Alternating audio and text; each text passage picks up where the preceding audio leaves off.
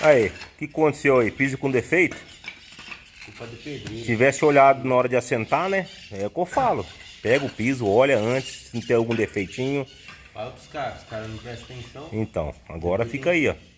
Depois quem leva o fumo é eu, tem que ficar retirando o piso. Então, Olha, senta o ai aí. eu não vou nem responder o que é isso aí, já. Falta do quê? Falta De atenção.